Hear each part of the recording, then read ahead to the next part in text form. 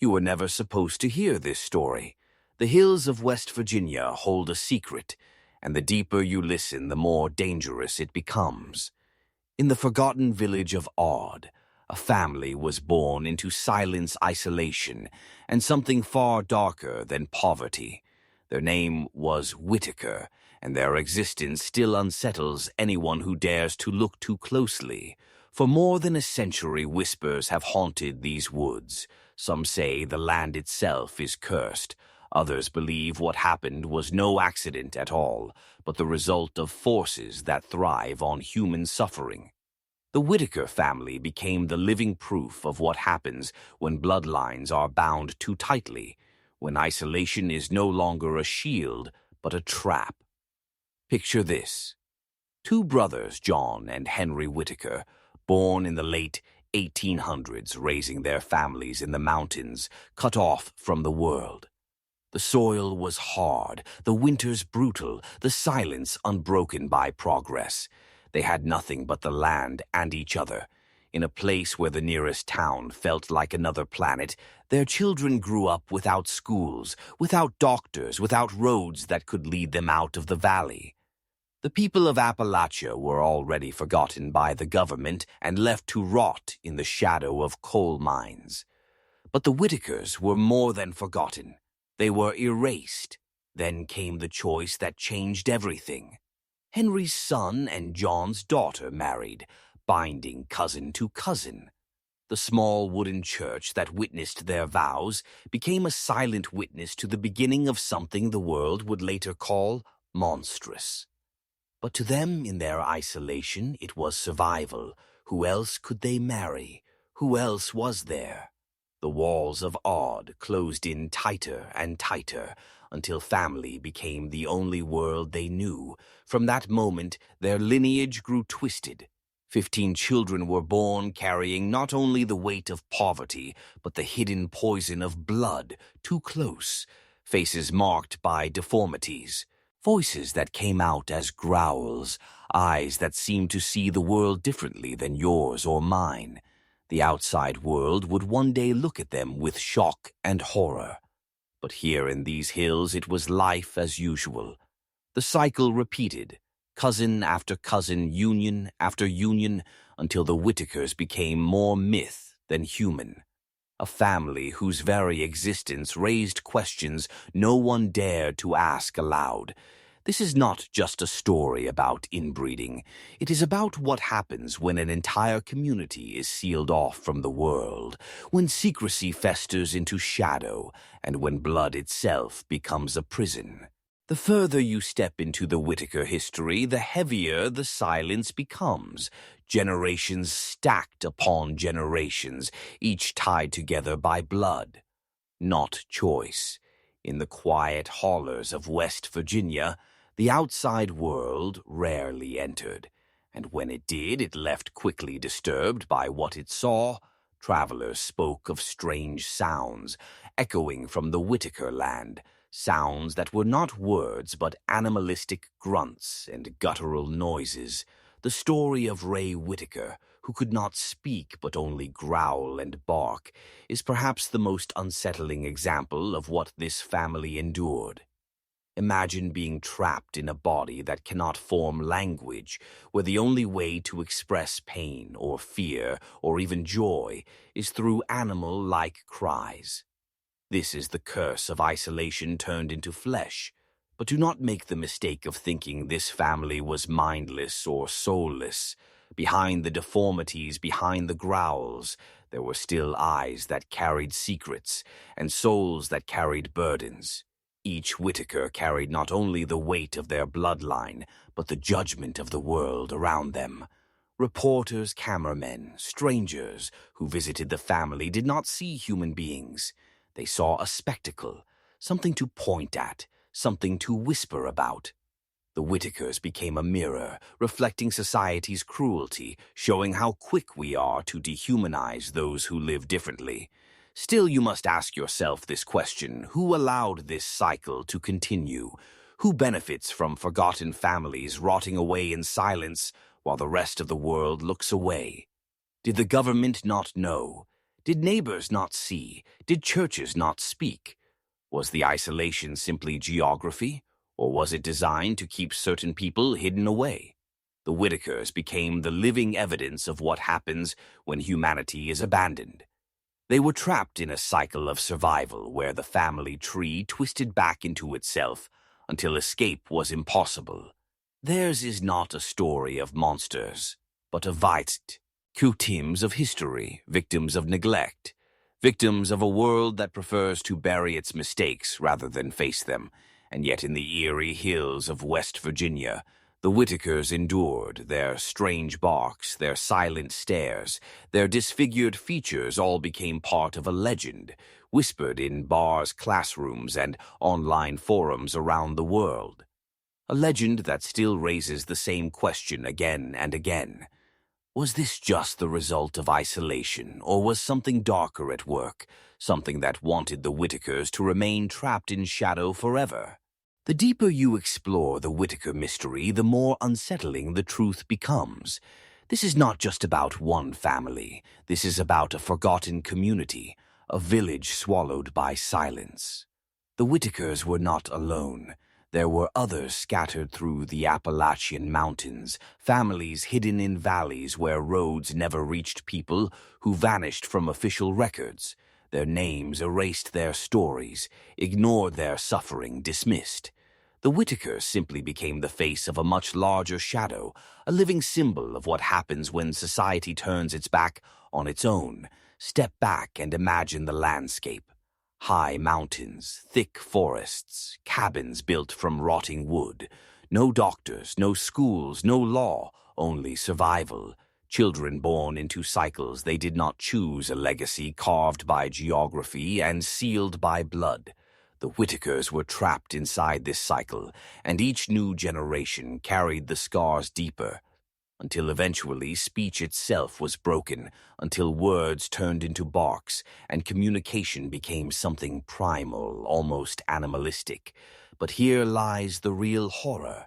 The outside world knew, journalists stumbled upon them, neighbors whispered about them, officials sometimes recorded their existence, and yet the cycle continued.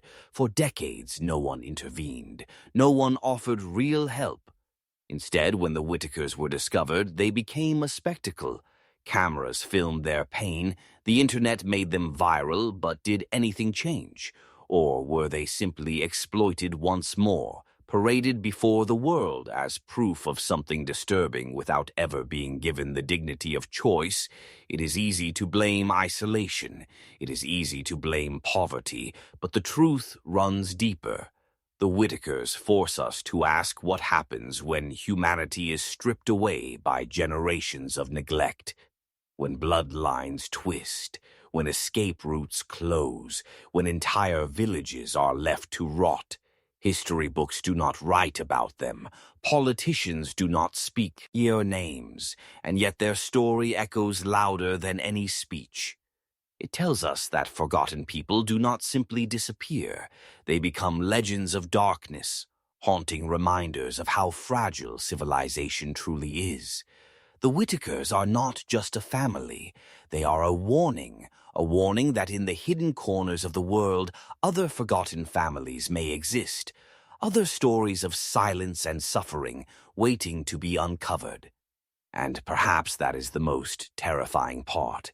Because once you know their story, you begin to wonder who else is still out there hidden away just beyond the edge of the map.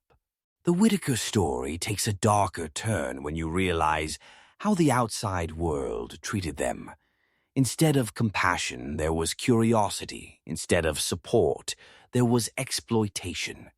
When journalists and filmmakers entered the Whittaker property, they did not step in with kindness. They stepped in with cameras. The family was filmed like creatures in a cage, their grunts and stares captured not as cries for help, but as entertainment. The world watched their pain through screens, millions of views, millions of whispers. But how many truly cared? Picture the scene. A cramped house in West Virginia, peeling paint, broken furniture, dirt floors. and inside the family sat eyes wide, uncertain of the strangers in front of them, their privacy ripped apart, their struggles broadcast for everyone to see. The Whittakers did not ask for this attention. They did not ask to be a symbol of inbreeding or rural poverty, yet the world took their image, twisted it, and spread it, as if their suffering was a sideshow attraction. This reveals something chilling about human nature. We are drawn to what unsettles us.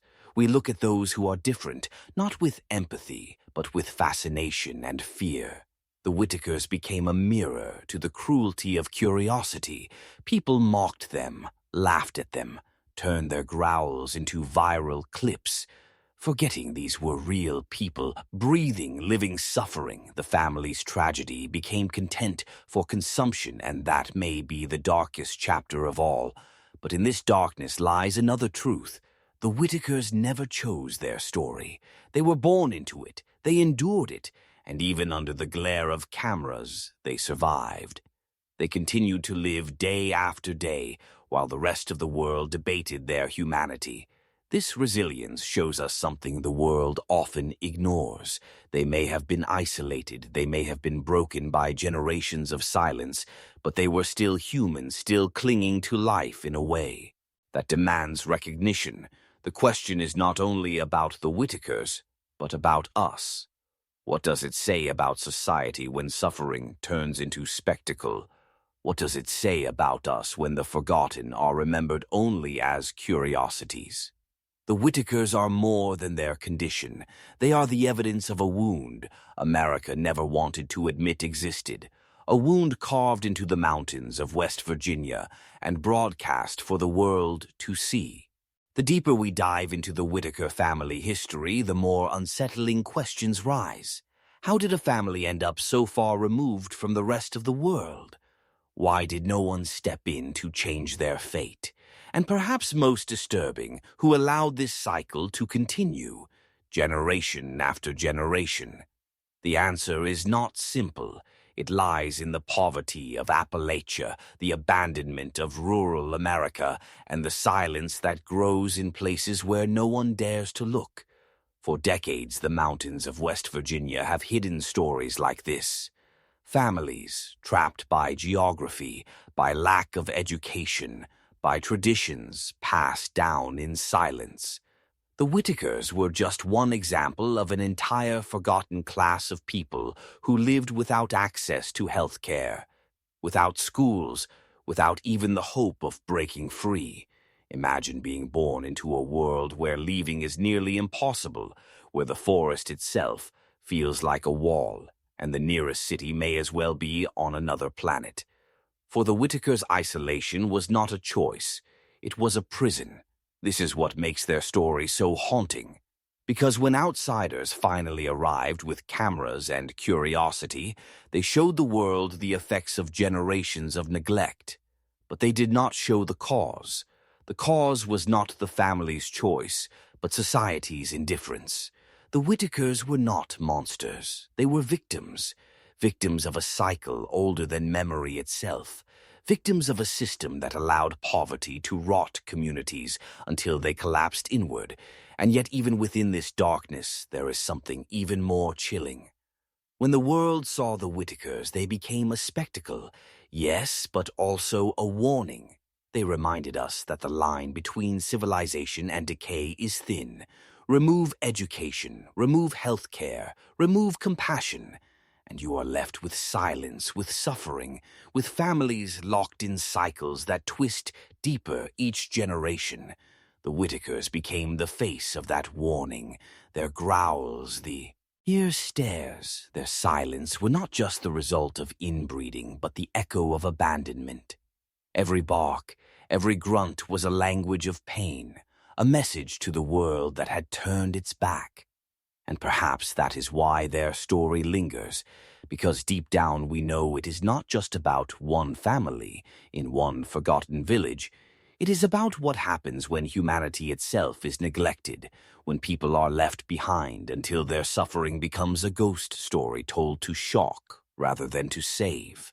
There is another layer to the Whittaker story that few want to face.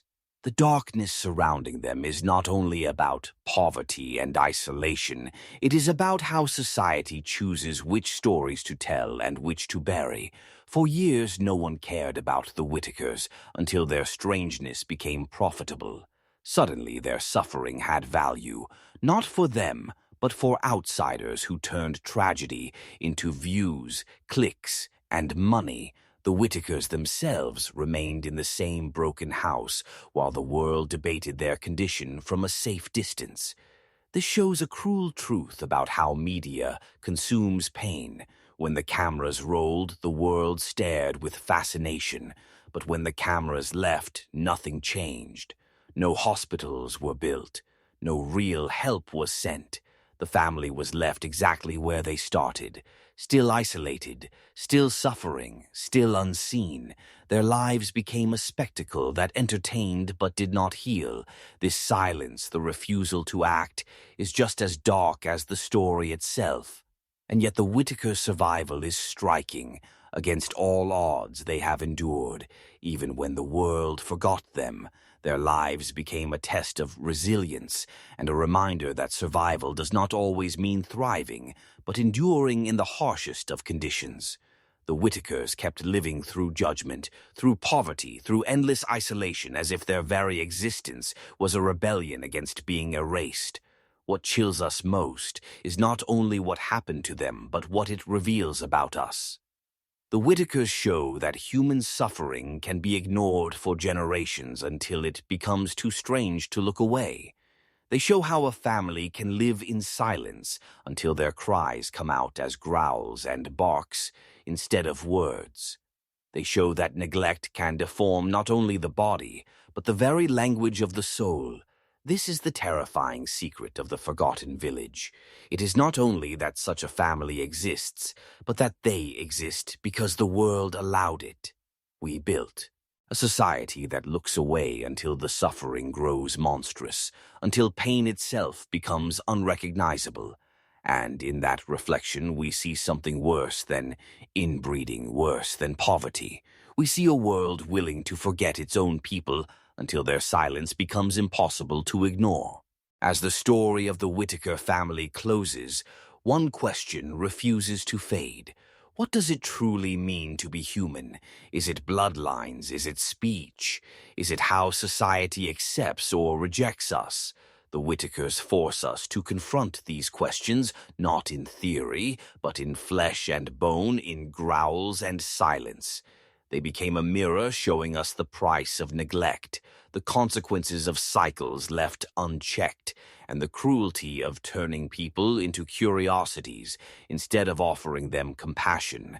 Their lives were carved into the isolation of the Appalachian. In mountains where generations blurred together and survival became the only law. They lived beyond words, beyond the world's gaze, until outsiders arrived to peer into their existence. And in that moment, the world was horrified but also fascinated. The Whittakers had been forgotten for so long that when they were finally seen, they were treated not as humans with pain, but as mysteries to unravel. And maybe that is the darkest truth of all, that people who once were children with dreams, with laughter, with innocence ended up as warnings to the rest of society. Their growls were not signs of monstrosity, but of survival. Their silence was not emptiness, but the language of abandonment. If their story terrifies us, it is not because of who they are, but because of what we allowed them to become. In the end, the Whittakers remain in their home, their lives continuing in the shadows of the mountains. Time may pass, but their story does not disappear. It lingers in our minds like a haunting question. How many other forgotten families exist?